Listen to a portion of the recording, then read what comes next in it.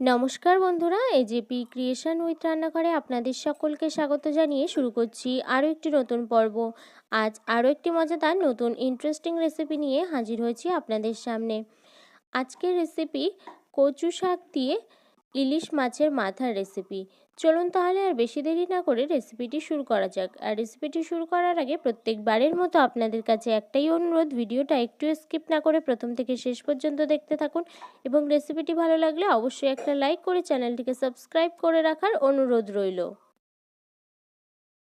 রেসিপিটি বানানোর জন্য আমি এখানে কিছু পরিমাণে শোলা কচু নিয়ে নিয়েছি। এই শোলা কচুগুলোকে খোসা ছাড়িয়ে কেটে নেব।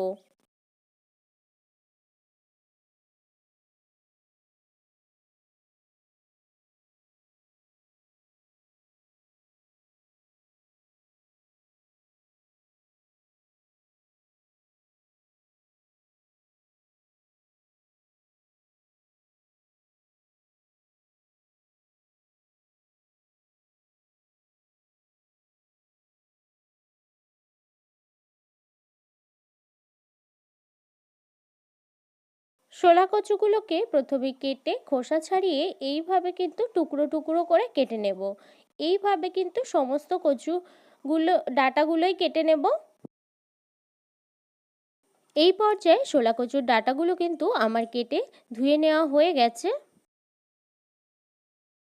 এই ডাঁটাগুলোকে প্রথমে সিদ্ধ করে নেব। তার জন্য আমি এখানে আগে থেকেই কড়াই গরম হতে বসিয়ে দিয়েছিলাম। কড়াইটা যেহেতু গরম হয়ে গেছে, আমি এখানে শোলা কচুর ডাঁটাগুলো কিন্তু দিয়ে দিয়েছি। আর দিয়ে দিচ্ছি একটু নুন, যাতে তাড়াতাড়ি সিদ্ধ হয়ে যায়। দেখুন বন্ধুরা, আমি কিন্তু এখানে কোনো জল ব্যবহার করিনি, ডাঁটা থেকেই জল ছেড়েছে। আর কচুর ডাঁটাগুলো কিন্তু সিদ্ধও হয়ে গেছে। আমি এবার নামিয়ে জল ঝরিয়ে নেব। এই পর্যায়ে ডাঁটাগুলো থেকে আমার জল ঝরিয়ে নেওয়া হয়ে গেছে। এইভাবে করে রেখে দেব। রেসিপিটি বানানোর জন্য আমি এখানে দুটো ইলিশ মাছের মাথা নিয়ে নিয়েছি। এই মাথাগুলোকে প্রথমে আমি ধুয়ে পরিষ্কার করে রেখেছি। এই মাথাগুলোকে ভেজে নেব। এবার মাথাগুলোকে ভেজে নেওয়ার জন্য আমি এখানে কড়াইতে তেল গরম হতে বসিয়ে দিয়েছি। তেলটা গরম হয়ে যাওয়ার মধ্যে আমি মাথা দুটোই নুন আর পরিমাণ মতো হলুদ মিশিয়ে নেব।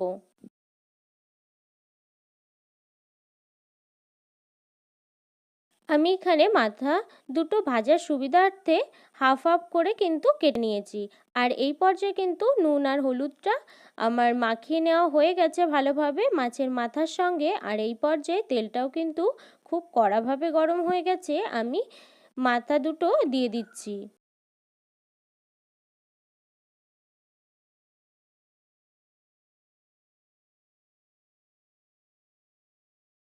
মাথার দু পিঠই কিন্তু ভালোভাবে ভেজে নিতে হবে। আমি এখানে এক পিঠ ভেজে নিয়েছি একটু, তারপর আবার একটু করে উল্টে দিচ্ছি। এবার উল্টে পাল্টে মাথার দুই পিঠই কিন্তু ভালোভাবে ভেজে নিতে হবে। এই পর্যায়ে মাছের মাথাগুলো কিন্তু আমার পুরোপুরি ভেজে নেওয়া হয়ে গেছে। আমি এবার তেল থেকে তুলে নেব। এবার রেসিপিটি বানানোর জন্য আমি এখানে কড়াইতে তেল গরম হতে বসিয়ে দিয়েছি। আর এখানে আগে থেকেই ছোলা ভিজিয়ে রেখেছিলাম, ভিজিয়ে জল ঝরিয়ে রেখেছি। এই ছোলাগুলোকে প্রথমে ভেজে নেব। এই পর্যায়ে তেলটা কিন্তু আমার গরম হয়ে গেছে। আমি এবার কাঁচা ছোলাগুলো দিয়ে দেব, দিয়ে ভেজে নেব। এই পর্যায়ে ছোলাগুলো কিন্তু আমার ভেজে নেওয়া হয়ে গেছে। আমি এবার তেল থেকে তুলে নিচ্ছি। আর এখানে তেলের মধ্যে দিয়ে দিয়েছি তেজপাতা আর শুকনো লঙ্কা ফোড়ন, আর দিয়ে দিচ্ছি 5 ফোড়ন। ফোড়নটা দেওয়ার পর সিদ্ধ কচুর ডাঁটাগুলো দিয়ে দিচ্ছি। দিয়ে দিচ্ছি ঝালের জন্য কিছু চেরা কাঁচা লঙ্কা। দিয়ে দিচ্ছি স্বাদ অনুসারে নুন। আর দিয়ে দিচ্ছি পরিমাণ মতো হলুদ গুঁড়ো।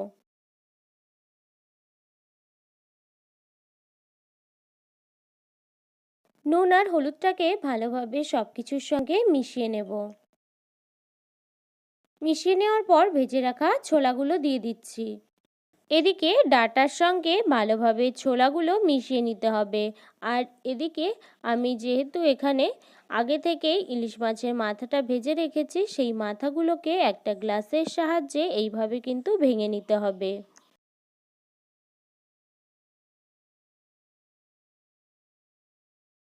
এই পর্যায়ে ইলিশ মাছের মাথাগুলো কিন্তু আমার ভেঙে নেওয়া হয়ে গেছে।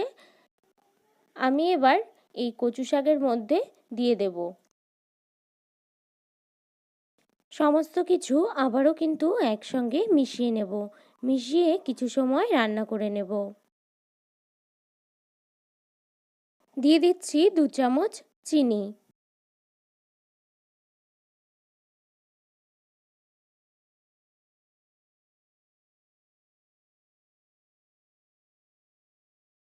দেখুন বন্ধুরা, ডাঁটার যে জলটা সেটা কিন্তু আর নেই, আর এখান থেকে ডাঁটার থেকে কিন্তু তেল বেরিয়ে গেছে। এই পর্যায়ে বুঝতে হবে যে রান্নাটা কিন্তু আমার পুরোপুরি রেডি হয়ে গেছে। আমি এবার নামিয়ে নেব। ইলিশ মাছের মাথা দিয়ে কচুর ডাঁটার এই রেসিপিটা কিন্তু আমার রেডি হয়ে গেছে। এটা কিন্তু খেতে অসম্ভব টেস্ট হয়। আপনারা অবশ্যই বাড়িতে বানিয়ে খাবেন। আশা করি সকলের খুব পছন্দ হবে, খুব ভালো লাগবে।